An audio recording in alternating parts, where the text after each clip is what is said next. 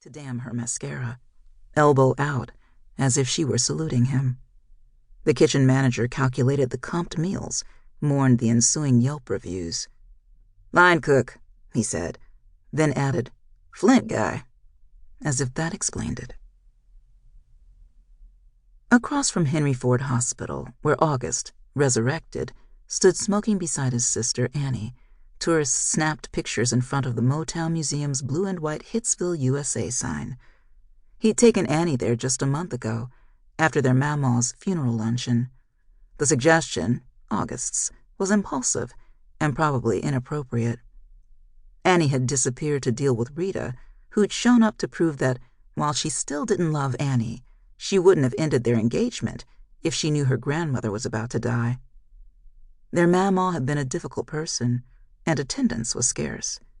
The potato salad rose back up August's throat each time his mother reached out from beneath her grief to repeat, "Gus is doing so well.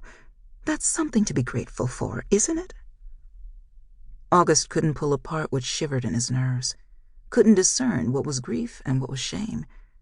He felt for the cigarettes and keys in his pocket and left his mother with a huddle of second cousins, nakedly calculating the debt the deceased had gone into on his rehab stints.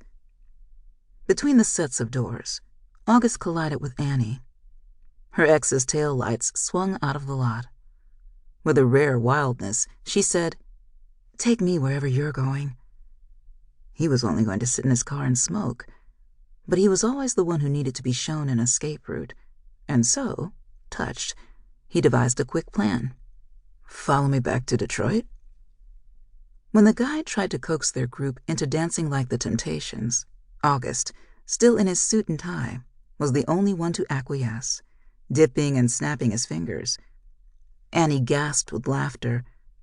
In the halls of costumes, before a shrine of Jackson 5 polyester and fringe, August sang, "Annie, are you okay? Are you okay, Annie?" He pointed to a sequined Supreme's gown. "I'm going to wear that to your wedding someday," he said. "That's my maid of honor dress." He regretted it immediately. Her eyes were glassy with unshed tears. He braced for her to repeat that she was going to die alone and unloved. Instead, she said, "You're way too shouldery for a halter." Added softly, "You'll have to walk me down the aisle. There isn't anyone else." Now, August ashed into a lilac bush, and Annie fussed with a defeated Kleenex. Hers was always the number he gave because, unlike their mother, she never cried in public, a skill he suspected she'd honed getting her master's in social work. By the time the call woke her, sleeping off the night shift at the women's shelter, she'd had the 60-mile drive from Flint to cry in her Honda, and her face, puffy with breakup grief-eating, was splotchy. He hung on to this last moment before they got in her car, and he had to explain again that it was just the one time, that he didn't owe anybody any money, hadn't even pawned anything. Annie balled up her Kleenex, dragged the back of her hand under her nose, and pulled a chapstick out of her hoodie. After she smeared it on, she said, "Well, did your life flash before your eyes?" "I saw birds. Maybe they were chickens. I guess it was heaven." "Get fucked, Gus."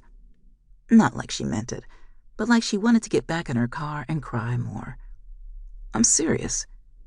He hooked a finger of his cigarette-less hand beneath his glasses to rub his eye. They'd been raised on Flint Public Library books and Joni Mitchell cassettes by an agnostic mother.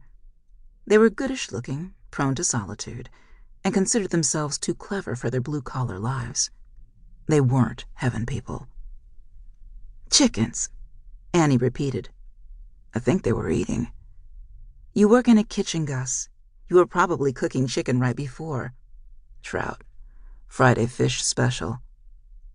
An ambulance whipped past. "Let's not tell Mom." August bent to grind a cigarette out. He felt his sister watching him. The hospital bracelet shifted on the knot of his wrist bone. His glasses slipped to the end of his nose. He tapped out another cigarette and let it bob from his lips unlit. "Maybe I can stay with you again." "You want to come home?" August couldn't tell yet, Whether he felt